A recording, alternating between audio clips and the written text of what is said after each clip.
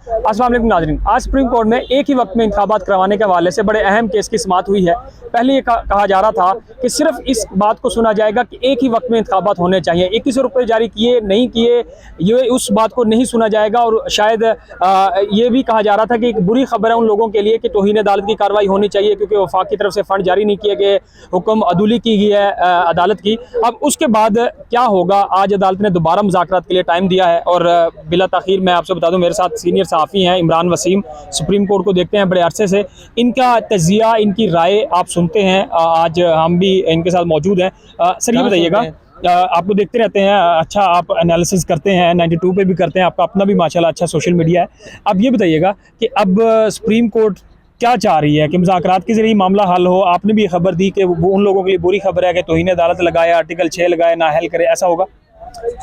देखें, अपना मुझे माजरत अभी अपने भाई का नाम नहीं पता, सिर्फ आपकी शक्ल से मेरी शनासाई है। और मैंने आपको बीच में इसलिए टोक दिया कि आपने कहा आप इनको सुनते रहते, हो सकता है बहुत सारे दोस्त ना सुनते, तो मैंने कहा उनको वाजे कर दें कि वो अगर सुनना चाहते हैं तो कहाँ सुन सकते हैं। तो वो मकसद ये था। देखें मेरे छोटे भाई, यहाँ पे जो प्रोसीडिंग है ना वो 2 ट्रैक के ऊपर चल रही है। पहले तो 2 ट्रैक पे चल रही थी, लेकिन अब मुझे लग रहा है कि सुप्रीम कोर्ट एक ट्रैक को तो चलाएगी, दूसरे ट्रैक को जो है वो वेटिंग में रखेगी। और जो मुज़ाकरात का एक ऑप्शन, एक विंडो दस्तयाब हुई है, जो कि अच्छी बात है। तमाम सियासी जमातें ये पहले भी चाह रही थी कि मुल्क में जो सारा इलेक्शन है कौमी असम्बली का, सूबाई इंतखाबात का, वो एक ही तारीख को हो। और ग़ालिबन आप भी जानते हैं कि खान साहब ने जो असम्बलियाँ तहलील की थी पंजाब की KPK की, वो इस सोच के साथ की थी, इस इंटेंट के साथ की थी कि मैं पंजाब और KPK की असम्बली तहलील करूंगा तो पूरे मुल्क में इंतखाबात हो जाएंगे। एटलीस्ट खान साहब ये समझ रहे थे कि कौमी असम्बली तो फिर हुकूमत को तहलील करना पड़ जाएगी और इलेक्शन ये 3 असम्बलियों के होंगे। तो खान साहब की भी इंटेंट यही थी, उनके जहन में भी था कि 1 तारीख को इलेक्शन हो जाए। और अब इसके बाद जिस तरीके से चीज़ें डिवेल्प हुई, चीज़ें आगे बढ़ी, और फिर 90 दिन की वो डेडलाइन भी गुजर गई, सुप्रीम कोर्ट का हुक्म भी आ गया, तो फिर हुकूमत भी अब ये चाह रही है कि 1 तारीख को इलेक्शन करवाया जाए। लेकिन यहाँ पे जो इख्तलाफ आ रहा है, जो कन्फ्लिक्ट आ रहा है, वो ये है कि हुकूमत ये चाह रही है कि जो 8 हुकूमत की जो कौमी असम्बली की एक मियाद है, वो इस तरीके से अगर हमें पहले भी डिज़ोल्व करनी है तो वो डिज़ोल्व हो जाए, लेकिन मामलात अक्टूबर तक जाएँ, अक्टूबर तक जाके ये इलेक्शन हो जाए, कौमी असम्बली के भी, सूबाई असम्बली के भी, और इसमें मुल्क के अंदर एक हारमनी पैदा होगी। क्योंकि आप भी मेरे से ज़्यादा बेहतर जानते होंगे, मेरी अपनी एक राय है, आप हमारे भाइयों की, छोटे भाइयों की अपनी एक राय होगी। पंजाब जो है आपको पता है कि पूरे मुल्क में डोमिनेट करता है। पंजाब में अगर सूबाई असम्बली का इलेक्शन हो, उसका जो भी नतीजा निकले, जिस पार्टी की हुकूमत बन जाएगी, मैं नहीं कहता कि PDM की हुकूमत बन जाएगी, मैं नहीं कहता पाकिस्तान तहरीक-ए-इंसाफ की हुकूमत बन जाएगी, लेकिन जो भी पार्टी पंजाब में डोमिनेट करेगी, अगर सिर्फ पंजाब में इलेक्शन होता है तो आप ये समझ लें कि कौमी असम्बली का इलेक्शन जब भी होगा मरकज़ में उसकी हुकूमत होगी। ये आप भी मेरी बात के साथ एग्री करेंगे, आपके उस बात में सरल आ रहे हैं। लेकिन मुझे भाई ये बताएं कि अगर ऐसा होता है कि एक सूबे के इलेक्शन से आपको नज़र आ जाए कि मरकज़ में उसकी हुकूमत बनने जा रही है, तो जो छोटे सूबे हैं, बलोचिस्तान है, सिंध है, ये KPK है, उनके साथ ज्यादती नहीं होगी, उनके अवाम के साथ ज्यादती नहीं होगी कि एक सूबा डिसाइड कर बैठा है कि मरकज़ में उसकी हुकूमत होगी, तो फिर तो वहाँ पे इलेक्शन करवाने की ज़रूरत है। लेकिन मेरे ख्याल से हम ट्रैक से किसी और तरफ चल निकले हैं। तो सुप्रीम कोर्ट मुज़ाकरात के ऑप्शन को मौका दे रही है, और मुज़ाकरात के ऑप्शन से पहले पाकिस्तान तहरीक-ए-इंसाफ ग़ालिबन ये चाह रही थी कि हुकूमत कोई टाइम बाउंड कर दे, कोई डेडलाइन दे दे, कोई ब्रैकेट्स दे दे कि इतने दिनों के अंदर आप मुज़ाकरात को कंक्लूड करके कोई नतीजा अदालत के सामने रखेंगे। तो अदालत ने मुज़ाकरात की जो ऑप्शन है, जो विंडो, उसको तो ओपन रखा, लेकिन मुज़ाकरात के ऊपर किसी किस्म की निगरानी अदालत ने कह दिया कि हम नहीं करेंगे। उन्होंने कहा कि हमारी तजवीज़ है कि मुज़ाकरात करें, बाकी आप आज़ाद हैं, हम कोई हुक्म नहीं करेंगे, आप बैठे मुज़ाकरात की टेबल पे और बैठ के हल निकालें। बल्कि चीफ साहब ने तो बड़ी अच्छी बात की। चीफ साहब ने कहा कि देखें, यहाँ पे बैठ के आप डिबेट कर रहे हैं, यहाँ पे बैठ के आप अपनी तकरीरें हमें सुना रहे हैं, अपनी अपनी बात करें, तो क्या ये बेहतर ना होगा कि आप तमाम सियासी फरीक़ैन, तमाम स्टेक होल्डर एक टेबल पे बैठ के वहाँ पे डिसाइड कर लें। अल्टीमेटली यार, आप मेरे छोटे भाई हो यार, ये अदालतें जो हैं इस तरह के जब मामलात में घुसती हैं, अब देखें ना, आपके सामने फौज ने कहा कि हम सियासी मामलात में मुदाखलत नहीं करेंगे। आज वो कर रहे हैं, नहीं कर रहे, लेकिन उनके उस नैरेटिव की वजह से आज उनको कोई डिस्कस नहीं कर रहा। अदालत ने सोचा कि हम ये सियासी मामलात में मुदाखलत करके कुछ चीज़ों को इन्फोर्स कर दें। आपके सामने है, माजी में हमने साकिब निसार साहब को ये कहते सुना था कि जो अदालत की लॉन्ड्री है वो हम सियासी मैस के लिए इस्तेमाल नहीं होने देंगे। यानी अदालत के कमरा अदालत को हम सियासी चीज़ों के लिए, सियासी हिकमत अमली के लिए इस्तेमाल नहीं होने देंगे। किसी की सियासी हिकमत अमली है तो वो जाने, उसकी सियासी हिकमत अमली जाने, हम इसमें मुदाखलत नहीं करेंगे, क्योंकि अल्टीमेटली वो कहते हैं कि कोयलों के कारोबार में जो है वो नुकसान अपना ही होता है। आप अपने हाथ जो है वो गंदे कर बैठते हैं, काले कर बैठते हैं। तो गालिबन अब पाकिस्तान हुकूमत जो है वो जो मुज़ाकरात की ऑप्शन खोली है, अदालत भी चाह रही है कि उस ऑप्शन के ऊपर चला जाए, उस ऑप्शन से कोई अच्छा नतीजा निकाला जाए। सियासी जमातों ने मुल्क के फैसले करने हैं, सियासी स्टेक होल्डर ने इस मुल्क के फैसले करने हैं, उन्होंने मुल्क को आगे चलाना है। आज अगर कोई सियासी जमात हुकूमत में बैठी है, कल वो अपोजिशन में बैठी होगी, जो कल अपोजिशन में बैठी है वो हुकूमत में बैठी होगी, तो भैया आपस में बैठ के फैसला कर लो।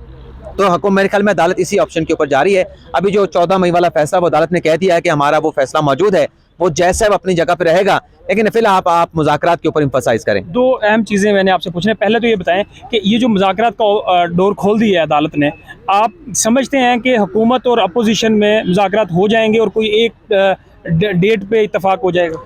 देखें, मुज़ाकरात के ऊपर मेरे ख्याल से आज जो अदालती कार्रवाई में आपको आज को बदला माहौल आपको नज़र आया है। आपको बॉडी लैंग्वेज बहुत सारे स्टेक होल्डर्स की, बहुत सारी शख्सियात की, बहुत सारे लोग जिन्हें आप कमरे अदालत में देखते हैं, कोई ऊपर बैठे होते हैं, कोई नीचे खड़े होते हैं, कोई कुर्सियों पे बैठे होते हैं, आपको मुकम्मल एक कमरा अदालत का माहौल चेंज नज़र आया होगा।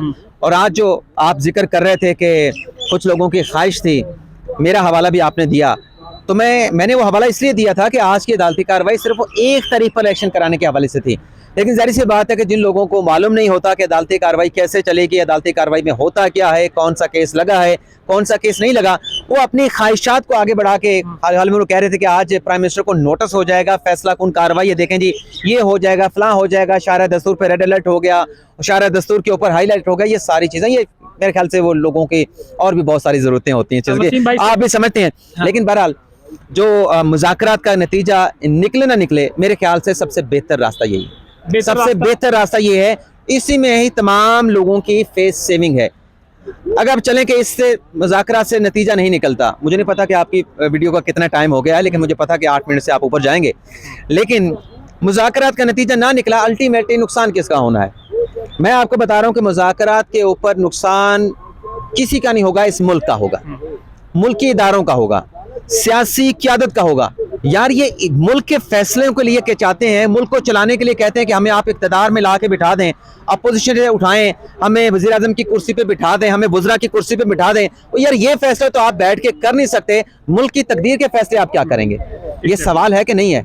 तो दूसरा ये है कि चलें दूसरे ट्रैक पे कार्रवाई चली गई, शहबाज शरीफ साहब को कंटेम्प्ट केस में बुला लिया, क्या हो जाएगा? ज़्यादा से ज़्यादा 21 अरब तो वो नहीं दे रहे, 21 अरब वो नहीं दे रहे, वो सर कलम करवाने के लिए तैयार है कि वज़ीर आज़म वज़ारत उज़्मा कुर्बान कर देंगे, लेकिन 21 अरब जारी नहीं करें, क्योंकि हमारे पास वो कह रहे हैं अख्तियार नहीं है। वो कह रहे हैं कि सुप्रीम कोर्ट हमें एक ऐसा काम करने को कह रही है, एक आईनी अदालत जो कि गैर आईनी है। वो कह रहे हैं कि जब फैसला पार्लियामान ने करना है, कौमी असम्बली ने पहले भी फैसला करना है, बाद में भी इसी कौमी असम्बली ने फैसला करना है कि पैसे देने हैं नहीं देने, तो आज वो फैसला कर रही है, तो जो आज फैसला कर रही है वो कल 21 अरब जारी करने के मामले को कैसे इंडोर्स करेगी? वो 21 अरब कहाँ से दिए जाएंगे, उसको कहाँ पे रखा जाएगा? तो फिर इसका एक हल तो ये निकलता है कि सुप्रीम कोर्ट के पास डैम फंड के पैसे मौजूद हैं, सुप्रीम कोर्ट वो पैसे दे दे। क्या सुप्रीम कोर्ट ये रिस्क ले सकती है? क्या वो डैम फंड के पैसे रिकवर होंगे अगर पार्लियामेंट ने अप्रूवल ना दी?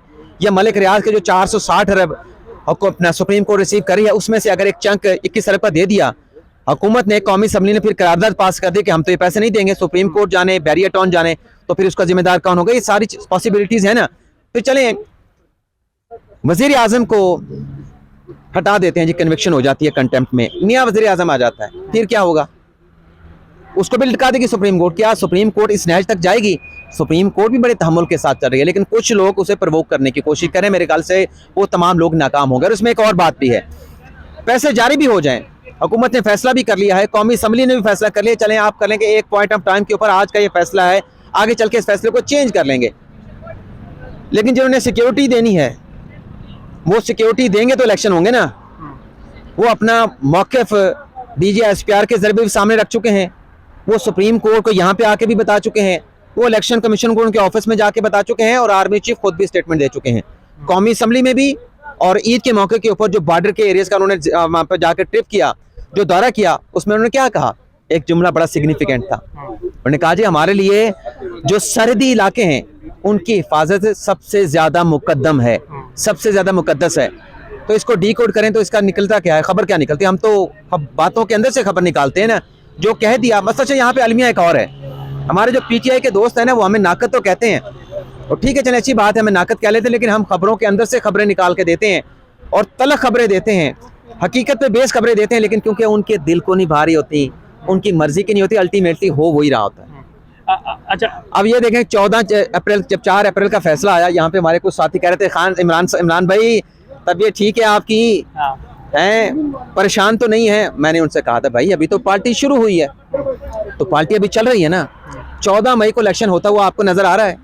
नहीं होता। तो फिर हम आपको तो फैक्चुअली चीजें बता रहे थे भाई 14 मई को इलेक्शन नहीं होना, और अभी भी आपको बता रहे हैं कि 21 अरब जारी भी हो जाएं तो सबसे बड़ा मरला, ये 21 अरब फंड का इतना मरला नहीं है, ये जारी भी हो जाए, असर मरला भी नफरी फौज की निगरानी में पोलिंग स्टेशन के ऊपर पोलिंग करवानी है, फौज तैयारी नहीं है, फौज कहती है हमारे पास फुर्सत ही नहीं है। हमने तो इस साल उन्हें कहा कि जो साल चल रहा है 8,500 से ज्यादा हमने खुफिया ऑपरेशन किए हैं दहशतगर्दों के खिलाफ, शरपसंदों के खिलाफ। तो जब आपको नफरी नहीं मिलेगी, फौज नहीं मिलेगी, रेंजर नहीं मिलेगी, एफसी नहीं मिलेगी, इलेक्शन क्या टाइगर फोर्स से करवाएंगे?